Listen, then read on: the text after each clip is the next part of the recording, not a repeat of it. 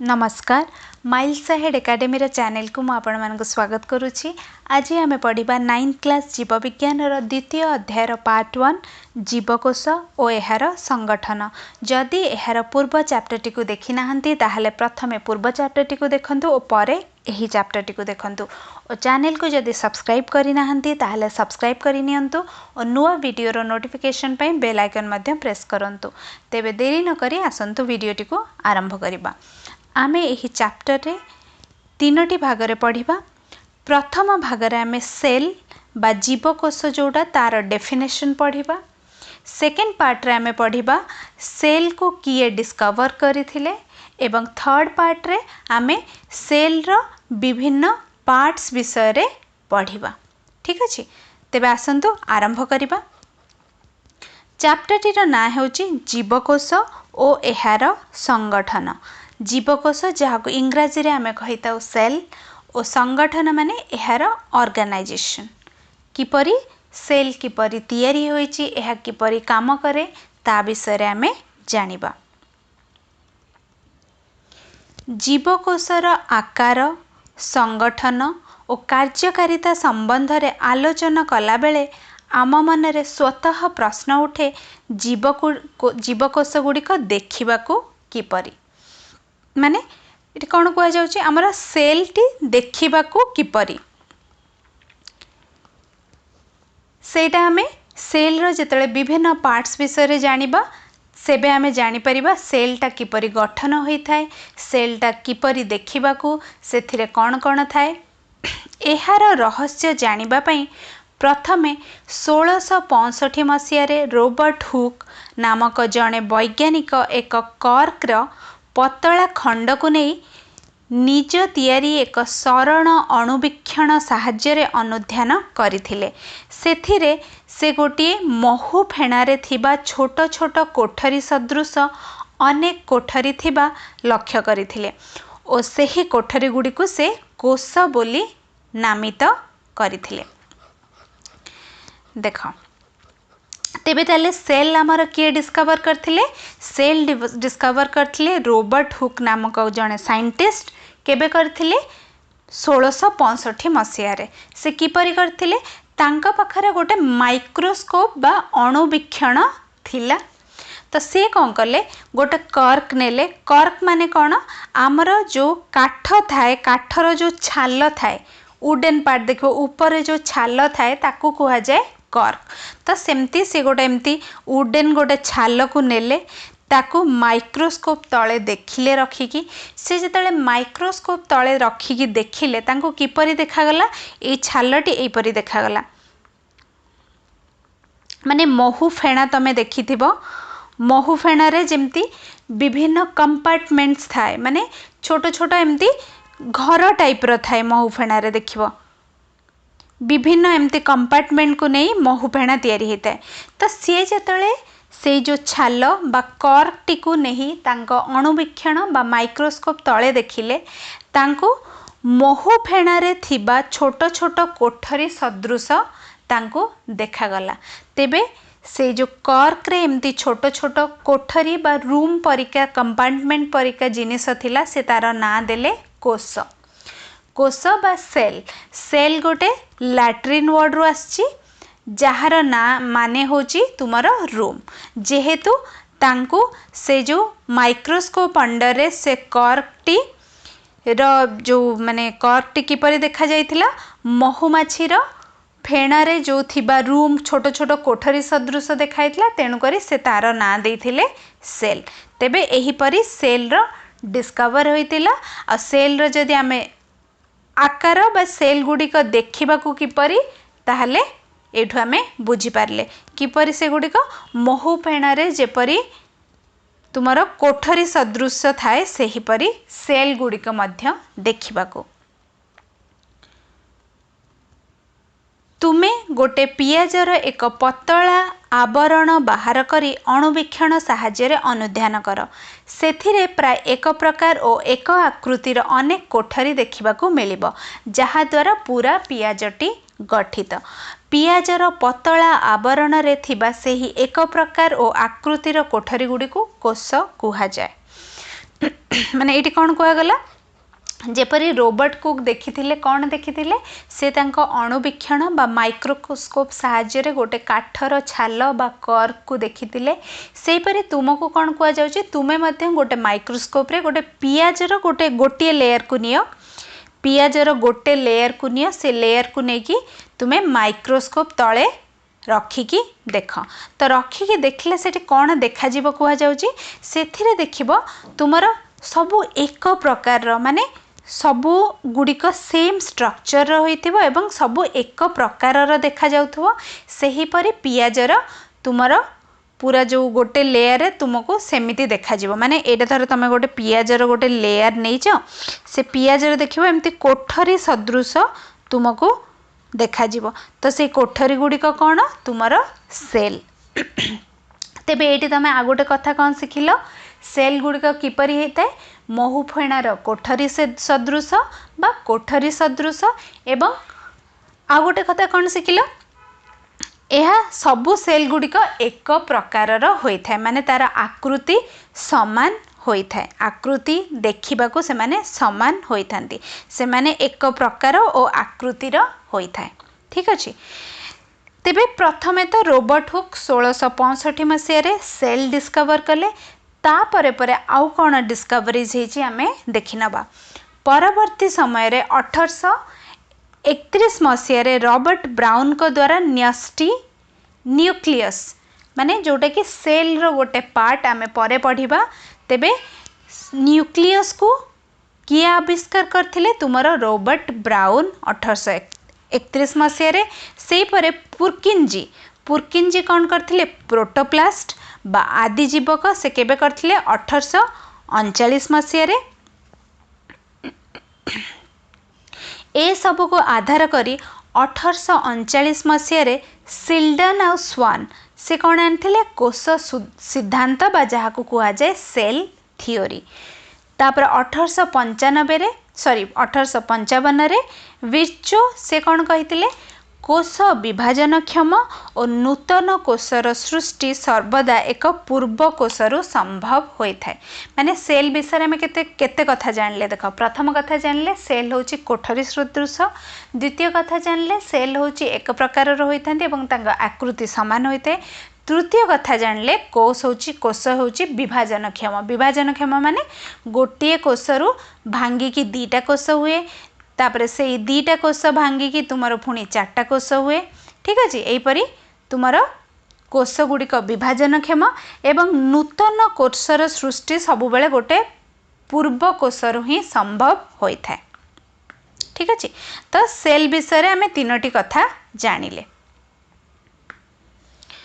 आम जीव जगतर virus bacteria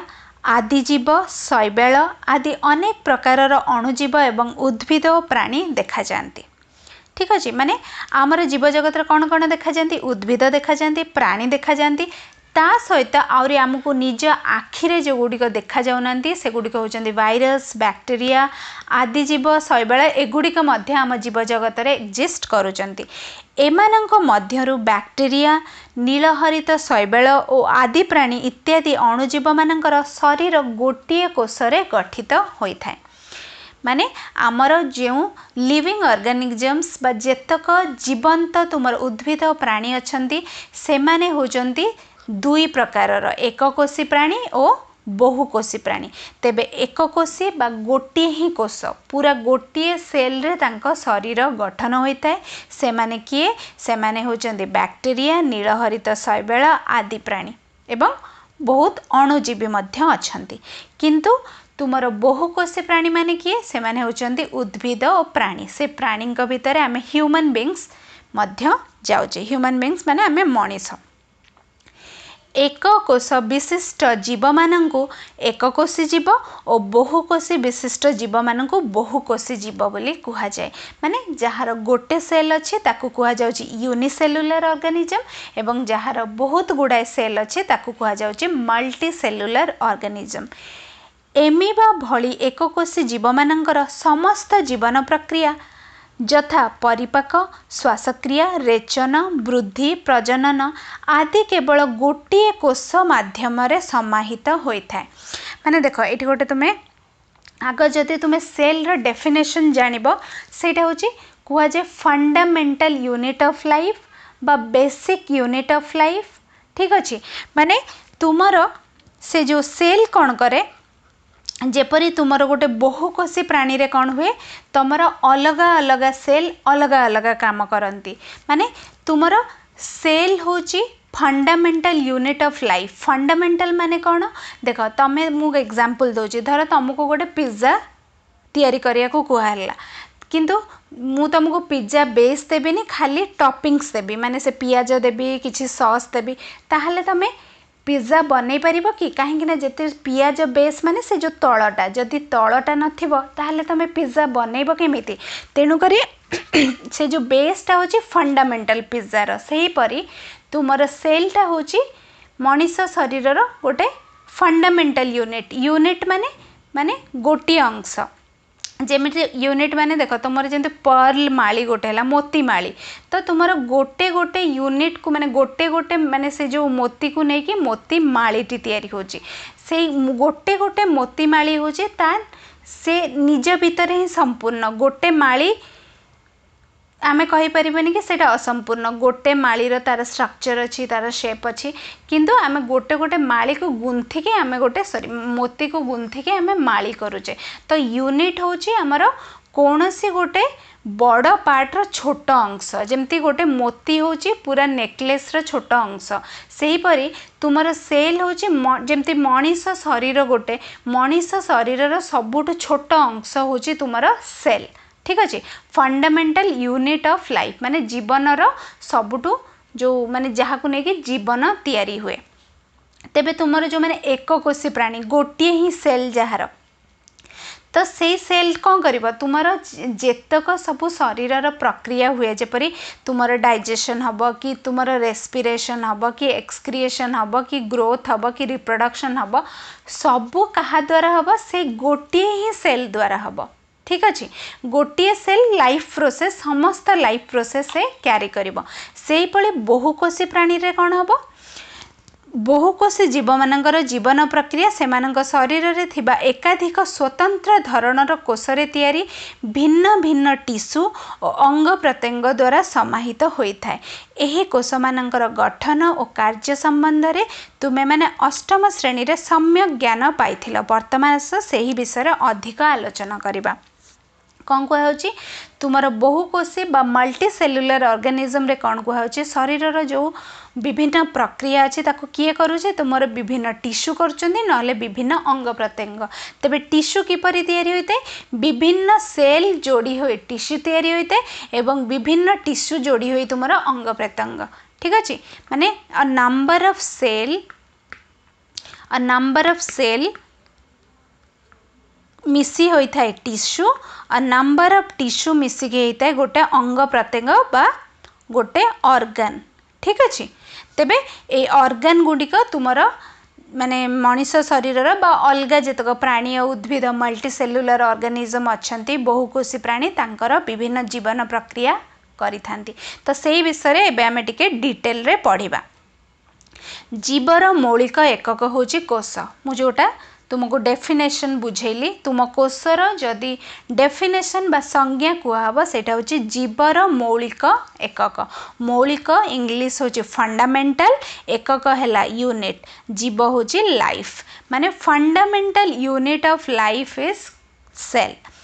जे कोनोसी एक जीवंत कोष को अनुध्यान कले जना जाय जे प्रत्येक कोषर जीवन धारण करने क्षमता सहित समस्त जीवन प्रक्रिया को सुचारू रूपे समापना करने क्षमता से अंतर्निहित हो रही अछि एणु कोष को जीवनर मौलिक एकक बोली कुहाजाए।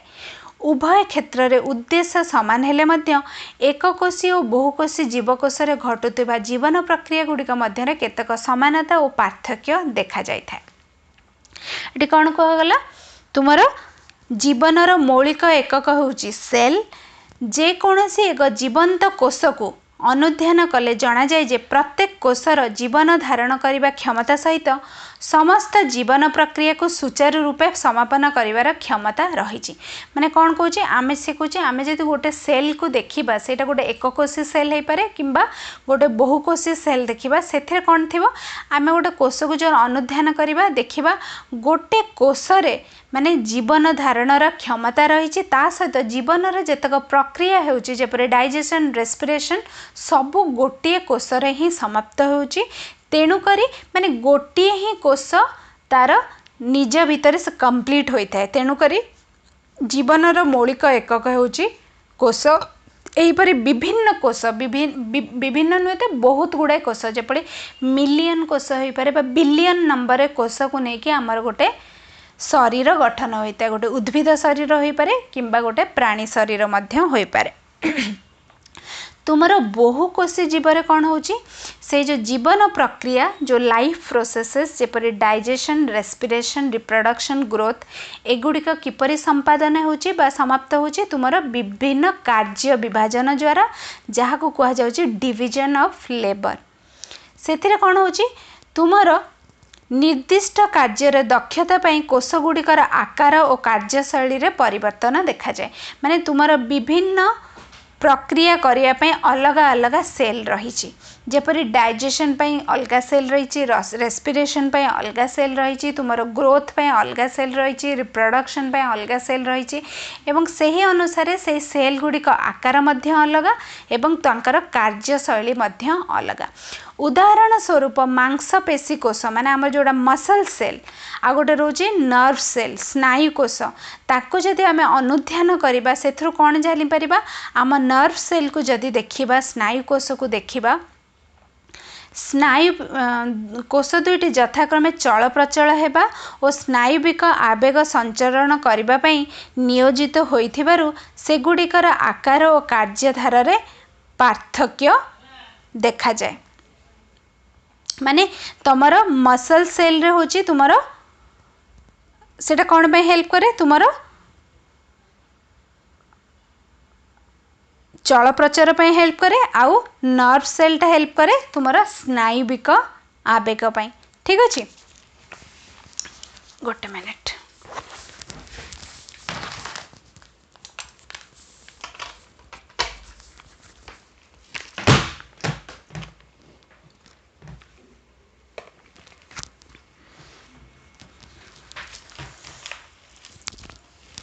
अर्थात बहुकोशी शरीरर भिन्न भिन्न कोष भिन्न भिन्न कार्य संपादन करिथांती। माने तुमर जो मल्टी सेलुलर ऑर्गेनिज्म बा बहुकोशी प्राणी सेथिरे कौन होते तुमर अलग अलग सेल बा अलग अलग कोष तुमर अलग अलग काम करती। अपर पक्षरे जीवनर समस्त प्रक्रिया को एककोशी जीवटीए तार से एकक कोष द्वारा ही संपादित करिथाए। किंतु माने तेले एटा होची तुमर डिफरेंस बिटवीन बहुकोशी प्राणी एवं एककोशी प्राणी। एककोशी प्राणी रे कौन केवल गोटे सेल द्वारा समस्त जीवन प्रक्रिया समाप्त हुए किंतु बहुकोशी प्राणी रे अलग अलग कोष तुमर अलग अलग प्रक्रिया संपादित करिथांती। वास्तव रे कार्य विभाजनर धाराटी गोटे कोष भितर रहितिबा मध्य परिलक्षित करा जाए कारण प्रत्येक कोष भितर कोष आवरण बा कोष झिल्ली द्वारा आवृत छोट बड़ थली नली और जालिका आकृतिर कोष अंगिका रही था। कोष भितर एही कोष अंगिका मानक संख्या आकार और प्रकार एवं कार्यधारा गोटे ठारो अन्यटीर अलग किंतु एक निर्दिष्ट कोष अंगिका एक निर्दिष्ट कार्य संपादन करि थाए। माने एटी कोन कुआ जाउची तुमरो जेमती गोटे डिविजन ऑफ लेबर बा बहुकोशी प्राणी रे कौन होची अलग अलग सेल अलग अलग काम करती से परि से कोची गोटे सेल मध्य तार निज भितर कंप्लीट होता है कहीं ना ताधर गोटे कोष आवरण थाए बा कोष झिल्ली थाए कोष अंगिका थाए एवं से माने समस्ते अलग अलग काम करि थांती। माने ए लाइन टाकू तुम्हें बुझिया को चेष्टा करो। वास्तव रे कार्य विभाजनर धाराटी गोटे कोष भितर रहितिबा मध्य परिलक्षित होता है। माने गोटे कोष भितर मध्य तुमर कार्य विभाजन होता है। जेपरी तुमर बहुकोशी रे अलग अलग कोष मानक भितर कार्य विभाजन होता है माने नर्व सेल तांको काम करती मसल सेल तांको काम करती सही परी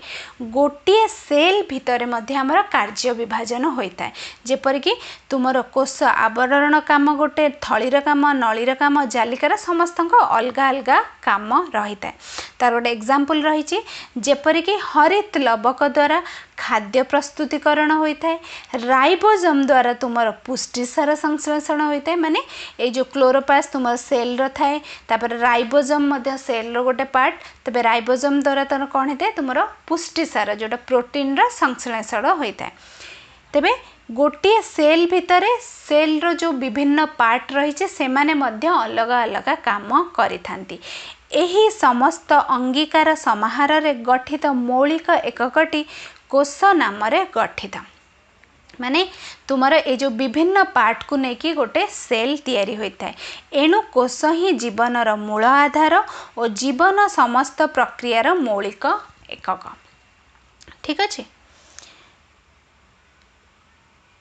जैव विवर्तनवादी मत अनुसार कोष को दुई श्रेणी रे विभक्त करा जायछि गोटे हैला प्राक्नेस्टीय कोष बा प्रोकैरियोटिक सेल सुनेस्टीय कोष बा यूकैरियोटिक सेल बैक्टेरिया नीलहरित शैवाल आदि मानकर प्राक्नेस्टीय कोष माने तुमर तांकर गोटे सुसंगठित न्यूक्लियस बा न्यष्टि न थाए एवं से मानकर सेल ऑर्गेनेल न थाए ठीक अच्छे ये दुईटा जिनस जोटा न थाए ताकू कहा जाए प्राक्नेस्टीय बा प्रोकैरियोटिक सेल एवं जो मानकर सुसंगठित गोटे न्यूक्लियस थाए एवं कोष अंगिका बा सेल ऑर्गेनेल थाए ताकू कहा जाए यूकैरियोटिक सेल।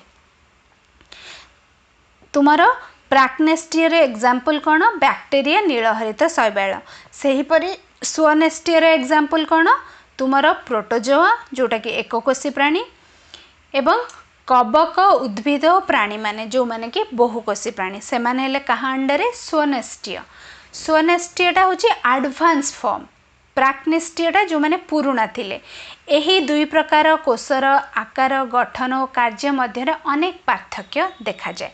प्रथमे जीवनर विवर्तन समय रे प्राक्नेस्टीय कोष सृष्टि होइतिला माने